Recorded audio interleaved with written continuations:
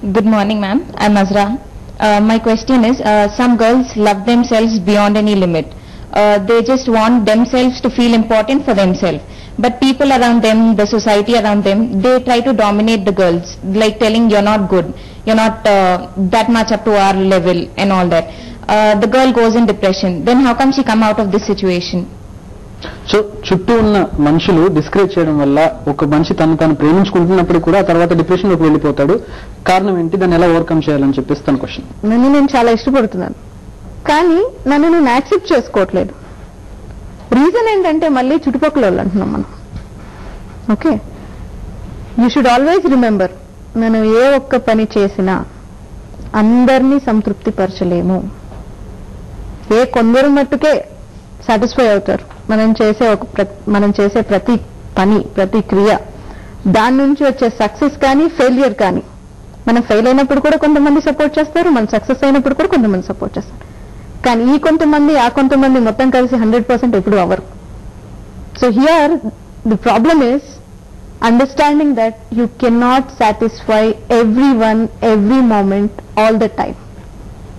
You can satisfy few people in few situations, few times. Good morning.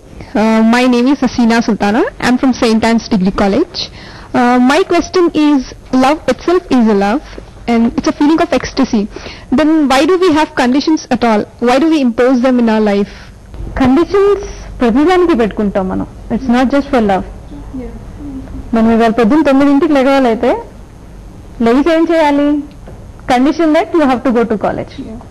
College లేదంటే లెగం 9 o'clock, right? So when it comes to self love also, నన్ను నేను ఇష్టపడడానికి నాకు కొన్ని కారణాలు కావాలి. Initial గా కారణాలు ఏమైనా కావచ్చు. మామూలుగా అయితే చాలా సింపుల్ గా చెప్పాలంటే, యాజ్ అ గర్ల్ నేను చాలా చక్కగా అందంగా కనిపిస్తే కండిషన్.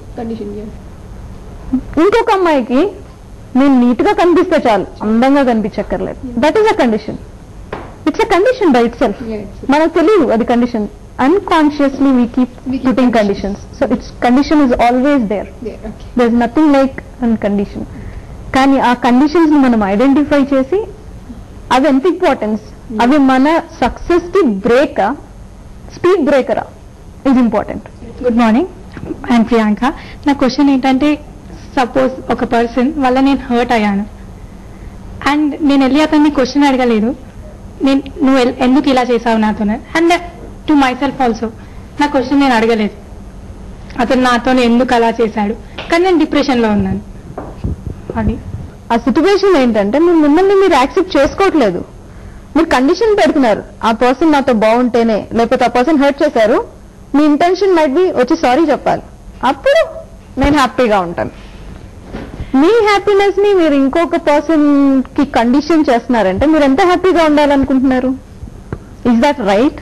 ప్రతి క్వశ్చన్ కి, మనం చేసే ప్రతి పనికి, మనం ఫీల్ అయ్యే ప్రతి దానికి మన దగ్గరే ప్రశ్న ఉంటుంది, మన దగ్గరే సమాధానం ఉంటుంది. మన ఒకళ్ళు ఇబ్బంది పెట్టారు, ప్లీజ్ ఇబ్బంది పెడుతున్నారు, చేయొద్దు, ఓవర్, ఇట్స్ ఓవర్, అంతే.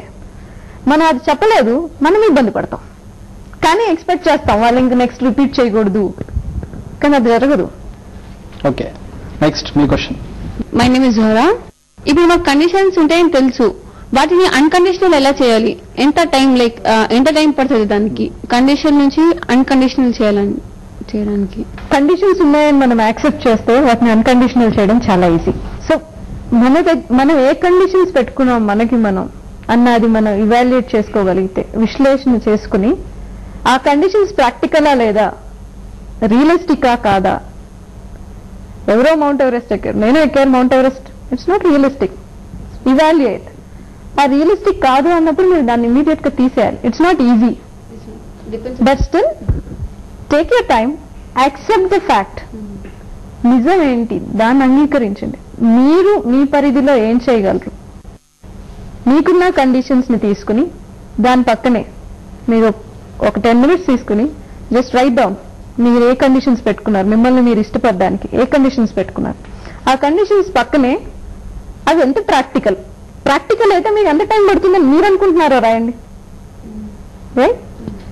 Situations are there, conditions are there. Again మీరు అనుకున్న అంబిషన్స్ కానీ, గోల్స్ కానీ, మీరు అనుకున్న కార్యాలు కానీ చేయడానికి మళ్ళీ టైం ఉంటుంది. బట్ ఒకసారి పెన్ అండ్ పేపర్ పెట్టి పేపర్ మీద రాశాక ఆటోమేటిక్ యూ విల్ అండర్స్టాండ్ దాంట్లో ప్రాక్టికాలిటీ ఎంత, నిజం ఎంత. అండ్ దెన్ ఆటోమేటిక్లీ ఏవైతే నిజం కాదంటుందో మీరే యాక్సెప్ట్ చేస్తారు, ఎందుకంటే కండిషన్ ఉందని మీరు యాక్సెప్ట్ చేశారు కాబట్టి. వాటిని అన్కండిషన్ చేయడానికి ఆటోమేటిక్ మీరు డిలీట్ చేసేస్తారు చాలా కండిషన్స్. ఇంకా ఉండే 2-3 like the time factor is up to you. మీరు ఎంత సెల్ఫ్ యాక్సెప్ట్ చేసుకుంటారు, ఎంత అన్కండిషనల్ గా మిమ్మల్ని మీరు ప్రేమించుకుంటారు. ఓకే జ్యోతి గారు, ఫైనల్లీ చివరిగా అన్కండిషనల్ లవ్, అన్కండిషనల్ యాక్సెప్టెన్స్ గురించి ఫ్యూ వర్డ్స్. ఒకటే చెప్పాలనుకుంటున్నానండి, మనం ఎంత బిజీగా ఉన్నా, మనం ఎలాంటి సిచ్యువేషన్ లో ఉన్నా, ఎంత బిజీగా ఉన్నా, మనం ఎదుటి మనిషిని ఎంత ప్రేమిస్తున్నాం, ఎంత ఇష్టపడుతున్నాం, వాళ్ళంటే మనకు ఎంత కన్సర్న్ ఉంది అన్నది ఒక 10 times ఫీల్ అయినప్పుడు అట్లీస్ట్ 1 time చెప్పండి, వాళ్ళు చాలా హ్యాపీగా ఫీల్ అవుతారు.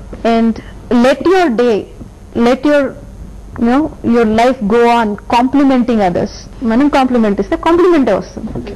అలా కాకుండా మనం అందరినీ దూషిస్తూ ఎంతసేపు బాధపడుతూ మనం ఉంటే లోకం మొత్తం కూడా అలాగే కనిపిస్తుంది. ప్రతి మనిషిలో ఏదో ఒక మంచి తత్వం ఉంటుంది, మంచి గుణం ఉంటుంది, దాన్ని మనం డెఫినెట్ గా కాంప్లిమెంట్ చేయాలి. తప్పేంటి, కాంప్లిమెంట్ చేస్తే మనకు పోయిందండి.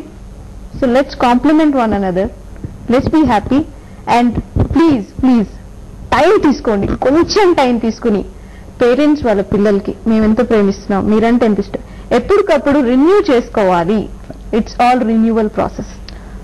Right, thank you very much Jyothi garu. Unconditional love గురించి, అన్కండిషనల్ యాక్సెప్టెన్స్ గురించి చాలా విలువైన విషయాలు చెప్పారు, చాలా టిప్స్ చెప్పారు. థ్యాంక్ యూ వెరీ మచ్ మీ అందరికీ కూడా డిస్కషన్ లో పాల్గొన్నందుకు. Thank you very much.